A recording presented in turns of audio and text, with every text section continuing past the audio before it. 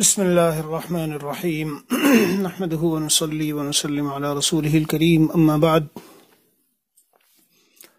میرے عزیز و بھائیو، بہت سے اپنے ساتھیوں میں سے درخواست کرتے رہتے ہیں، میسیج بھیجتے ہیں کبھی کبھی، اور سب اہل تعلق ہے، مخلص ہیں ماشاءاللہ، سچی محبت رکھنے والے، کہ کبھی کبھی حضرت والا رحمۃ اللہ علیہ کی کتاب سے کچھ اشعار وغیرہ سنا دیے جایا کریں۔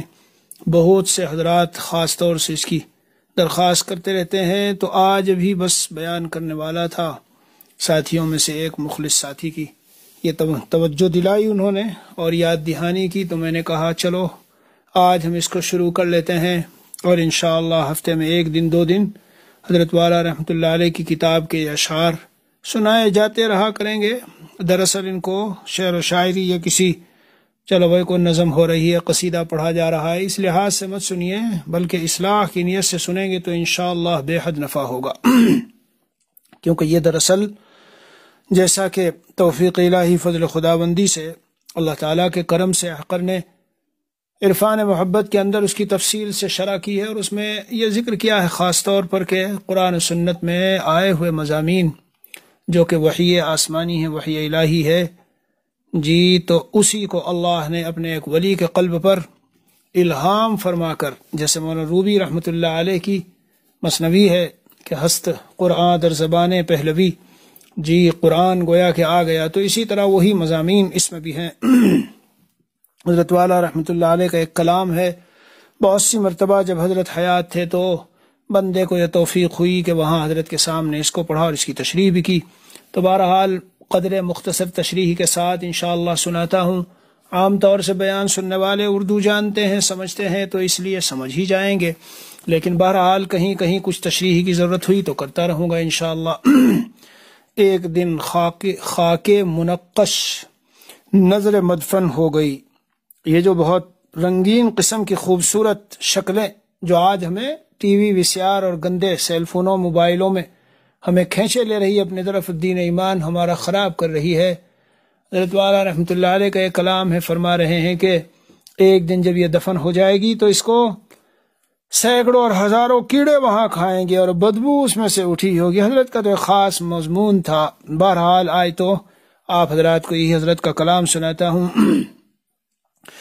نفس کے گندے تقاضوں سے جو انبن ہو گئی،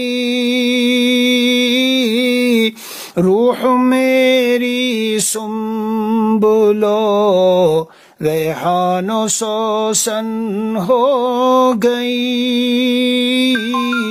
نفس کے گندے تقاضوں سے جو انبن ہو گئی، روح میری سنبلو ریحان و سوسن ہو گئی، اور جب ہمارے آب و گل میں درد دل شامل ہوا، جب ہمارے آب و گل میں درد دل شامل ہوا، ان کی ہر منزل ہمارے پیش دامن ہو گئی۔ درد دل یہ سب سے اونچی چیز ہے، عظیم نعمت ہے اللہ تعالیٰ کی میرے عزیزوں۔ اور یہ درد دل عطا کب ہوتا ہے؟ درد دل جب عطا ہوتا ہے جب اللہ کے لیے ہم گناہوں کو چھوڑ کر دل کو توڑتے ہیں۔ دل شکستہ، ٹوٹا ہوا دل، ہزار تمنائیں، ہزار قسم کی امیدیں دلوں میں ہیں، مگر اللہ کے احکام پر جمتے ہوئے ان ساری امیدوں کو خاک میں ملا دیتے ہیں، بالخصوص ناجائز خواہشات اور تمنائیں۔ اور یہی دل تو اصل ہے، جب اس کے اندر دل میں اللہ تعالیٰ کی محبت کا درد آ جاوے تو پھر سارا بدن تیزی کے ساتھ اطاعت کی طرف چلتا ہے۔ اسی لیے علماء اور مشائخ نے لکھا ہے کہ اللہ عز و جل نے قرآن کریم میں اور رسول اللہ صلی اللہ علیہ وسلم نے حدیث شریفہ میں دل کو زیادہ خطاب کیا ہے۔ جی الا ان فی الجسد مضغہ، بدن میں گوشت کا ٹکڑا ہے، اذا صلحت صلح الجسد کلہ، اگر وہ ٹھیک ہو تو سارا سارا جسم ٹھیک ہوگا، اس کی حکومت چلتی ہے سارے جسم پر۔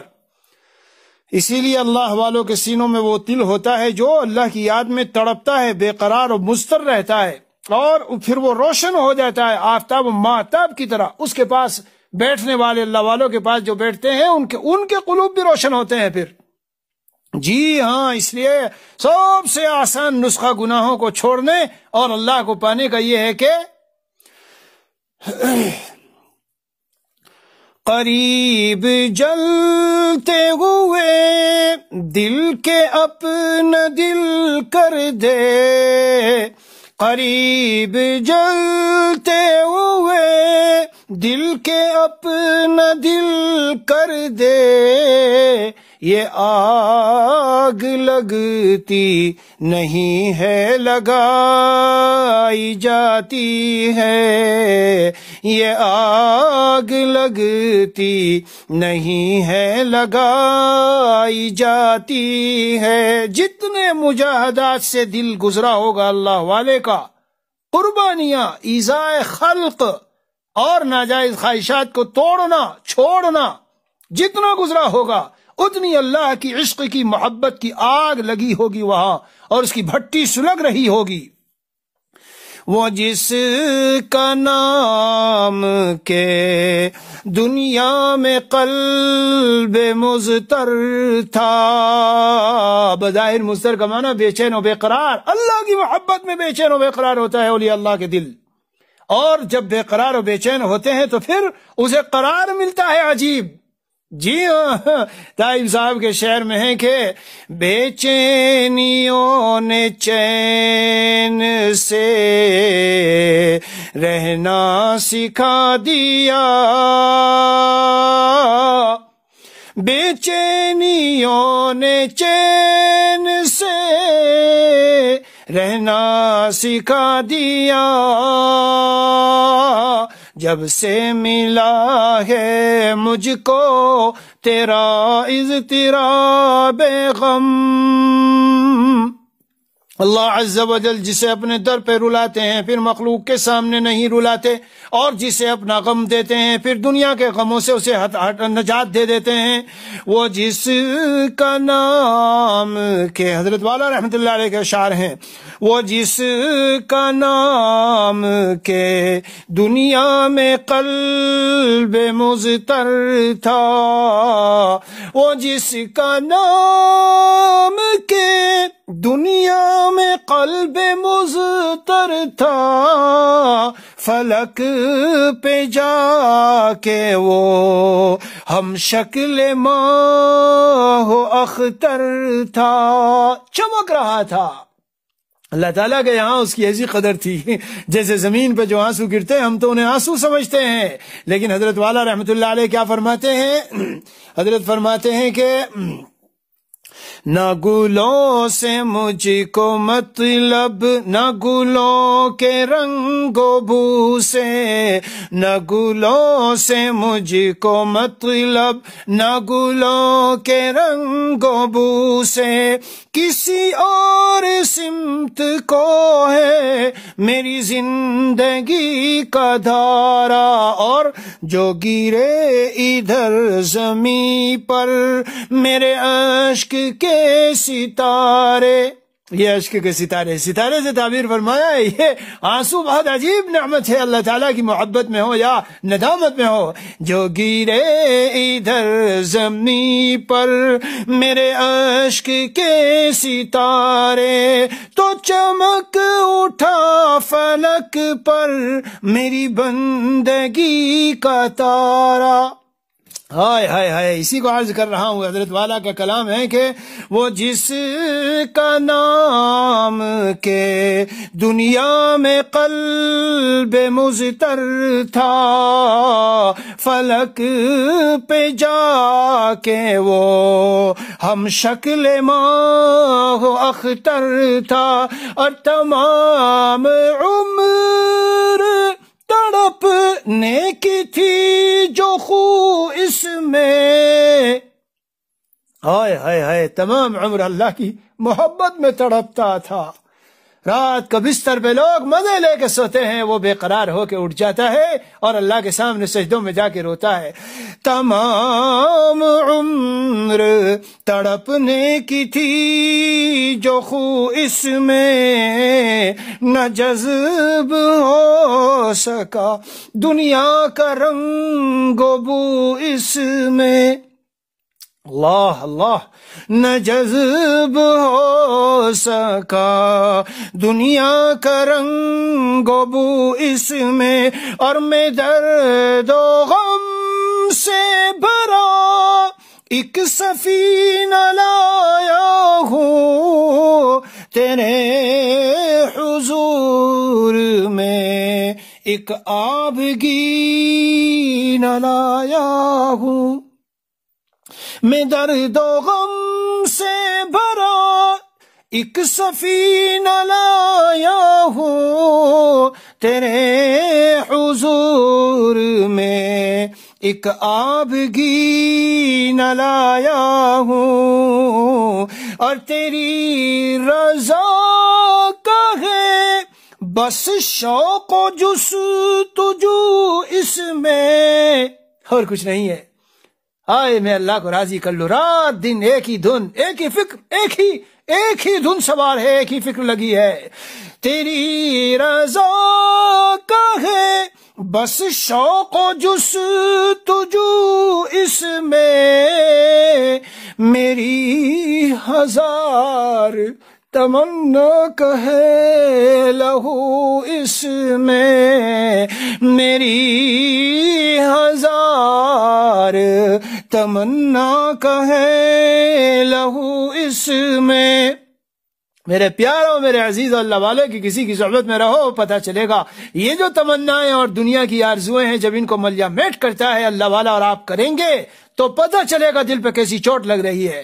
حضرت نے ایک دوسری جگہ میں فرمایا، یہ پوچھتا ہے میرے دل میں اب تیرا جلوہ، اللہ تعالیٰ کی محبت، اللہ تعالیٰ کے قرب و معیت خاصہ کی تجلیات جب قلب کو میسر ہوئی، یہ پوچھتا ہے میرے دل میں اب تیرا جلوہ کہاں ہے اور کدھر آرزو کا عالم ہے۔ ایک تو حرام آرزویں ہوتی ہے، لیکن اللہ والے دنیا کی جائز چیزوں سے بھی اپنے کو دور رکھتے ہیں، وہ مست ہو جاتے ہیں اللہ تعالیٰ کی محبت میں۔ ہاں، یہ جو دماغ سے کام کرنے والے اور دماغی ترتیب سے چلنے والے ہیں وہ اس کو فنا کر دیتے ہیں، وہ کہتے ہیں من حیث لا یحتسب، میرے رب نے کہا ہے میں اسی جگہوں سے ضرورتیں پوری کروں گا جہاں وہم گمان نہ ہو، مٹ جاتے ہیں اللہ کے لیے۔ اسی لیے حضرت خواجہ حاجی امداد اللہ مہاجر مکی رحمت اللہ علیہ کے پاس کوئی شکایت لے کے گیا تھا، میرے بیٹے کو تو آپ نے خراب کر دیا، کیسا کر دیا اس کو، دنیا کے کاموں میں جی نہیں لگتا، دوسرے جو بھائی ہیں وغیرہ وہ تو سب کھائیں گے کمائیں گے ادھر ادھر جائیں گے، سب دنیا کے کاموں میں لگیں گے، لیکن یہ تو بس ایک ہی دھن میں لگا ہے۔ تو خواجہ صاحب نے فرمایا تھا، کیا فرمایا تھا، کاشان مجذوب ہے منزل گہ مستا، ہائے ہائے ہائے ہائے، کاشان مجذوب ہے منزل گہ مستا، جو کوئی یہاں آئے سمجھ سوچ کے آئے، اور فرزان جسے بننا ہو جائے وہ کہیں اور، عقلوں سے کام کرنے والے اور دنیا کے رنگوں میں رنگنے والے، فرزان جسے بننا ہو جائے وہ کہیں اور، دیوانہ جسے بننا ہو بس وہ ادھر آئے۔ اللہ کی محبت میں دیوانہ صحابہ کرام، حدیث شریف میں اس کی دلیل پیش کرتا ہوں، اتنا اللہ کو یاد کرو تمہیں مجنون اور دیوانہ لوگ کہنے لگے۔ فرزان جسے بننا ہو جائے وہ کہیں اور، دیوانہ جسے بننا ہو بس وہ ادھر آئے۔ اور کیا شعر ہے صاحب، کیا کلام اور بات ہے، الہامی ہوتی ہے۔ یہ حضرت شاہ ہردوئی رحمت اللہ علیہ کہا کرتے تھے، عارف ہندی حضرت خواجہ عزیز الرسول مجذوب رحمت اللہ علیہ، عارف ہندی سے ان کا نام لیتے تھے۔ کیا فرمایا، ارے 100 بار بگڑنا جسے منظور ہو اپنا، اللہ اللہ اللہ، اہل دنیا کی نگاہ میں یہ اللہ والے بظاہر بگڑے ہوئے ہوتے ہیں.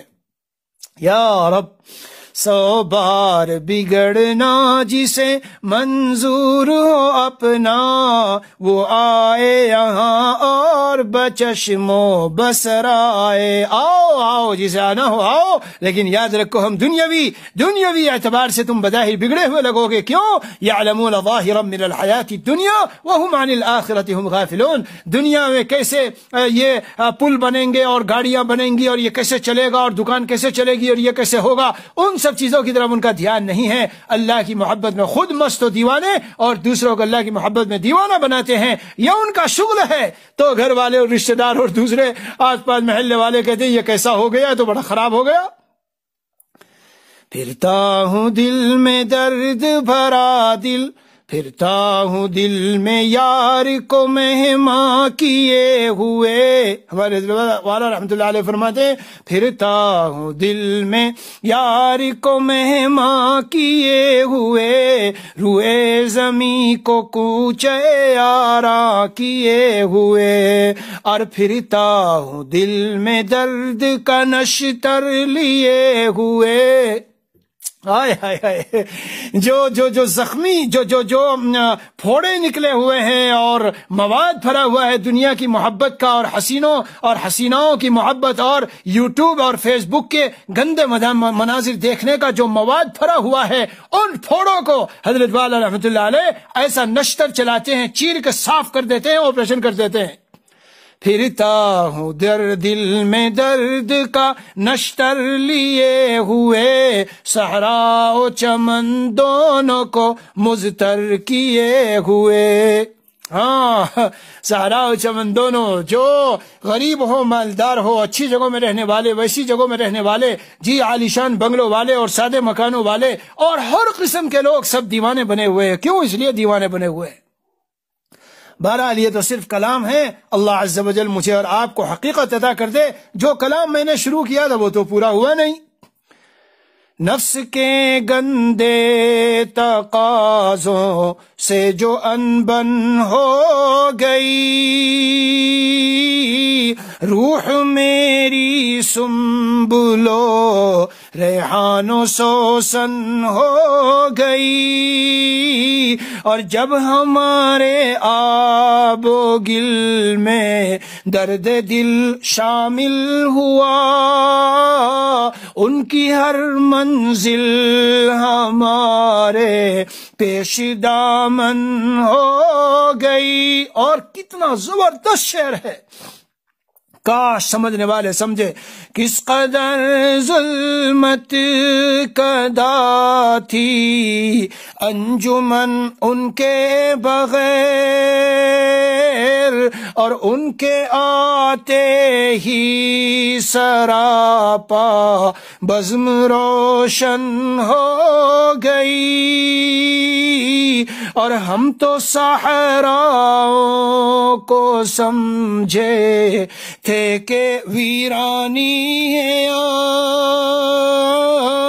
ارے ذکر حق کے فیض سے وہ رشک گلشن ہو گئی، اور تلخ تھی، زبردست شعر ہے، تلخ تھی بزم جہاں میں اہل دنیا کی حیات،